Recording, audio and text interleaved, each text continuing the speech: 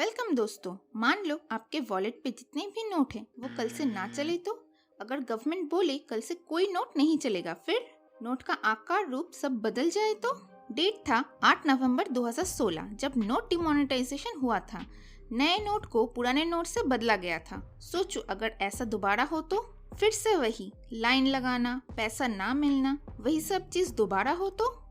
आज मध्यरात्रि यानी 8 नवंबर 2016 की रात्रि को 12 बजे से वर्तमान में जारी 500 रुपए और 1000 रुपए के करेंसी नोट लीगल टेंडर नहीं रहेंगे।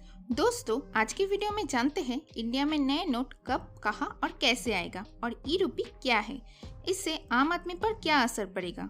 तो चलिए दोस्तों शुरू करते हैं बिना किसी इंटरप्शन के।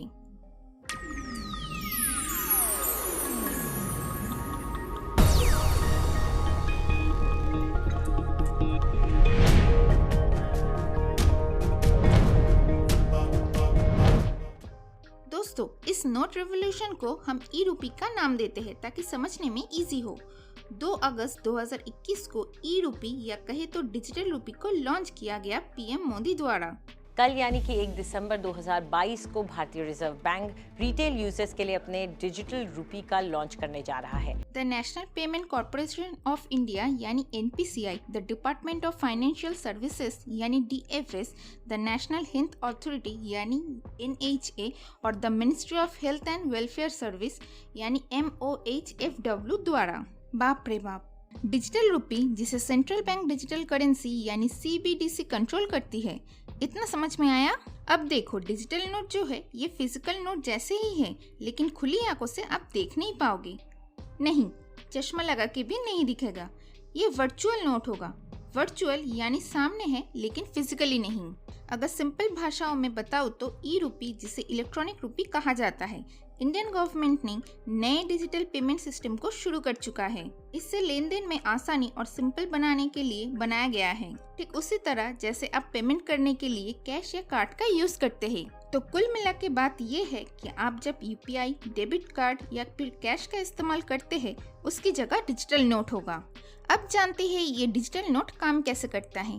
पहले आप पैसा जैसे जेब या वॉलेट पे रखते थे, वैसे ही अब मोबाइल फोन या कंप्यूटर पे रख पाएंगे, एक डिजिटल वॉलेट की तरह, जिसका पिन नंबर और सिक्योरिटी डिटेल सिर्फ आपके पास ही रहेगा। वर्चुअल वॉलेट पे वर्चुअल पैसे, फोन वर्चुअल वॉलेट से सीधा ट्रांसफर कलेक्ट कर पाएंगे बिना बैंक का सहारा लिए। क्यूआर कोड स्कैन करो और पेमेंट करो। दोस्तों, डिजिटल नोट आने के बाद इसके एडवांटेजेस और डिसएडवांटेजेस भी जान लेते हैं। एडवांटेजेस, पहला, आप नॉर्मल फोन से इस्तेमाल कर पाएंगे, इंटरनेट या विदाउट इंटरनेट। दूसरा, पेमेंट फास्ट होगा क्योंकि बैंक और थर्ड पार्टी का कोई झंझट नहीं। तीसरा, गवर्नमेंट को फिजिकल नोट छापना नहीं पड़ेगा, प्रिंटिंग कॉस्ट बच जाएगा। चौथा, कॉन्टेक्टलेस पेमेंट होगा, अब दिल्ली बैठ के तमिलनाडु पैसे भेज पाएंगे बिना बैंक के। पांचवा, केवाईसी की झंझट खत्म क्योंकि आज सभी के बैंक अकाउंट आधार कार्ड से लिंक है। डिसएडवांटेजेस नंबर 1, आपकी प्राइवेसी चली जाएगी। आप कितने पैसे डिपॉजिट और विड्रॉ कर रहे हो, गवर्नमेंट को सब पता चलेगा। दूसरा, जबकि डिजिटल नोट बनेंगे तो साइबर सिक्योरिटी का खतरा तो होगा ही। हैकर्स को मैलवेयर या वायरस डालने में इजी होगा आपके फोन में। तीसरा, अगर केवाईसी नहीं होगा तो कोई भी कुछ भी कर सकेगा आपके डिजिटल वॉलेट के साथ। चौथा, फोन ही अगर चोरी हो गया और किसी ने आपकी वॉलेट खोल दी तो फिर टाटा, गुड बाय, गया। पांचवा, आपको बैंक से हर महीने या 3 महीने के बाद जो इंटरेस्ट मिलता था वो मिलना बंद हो जाएगा।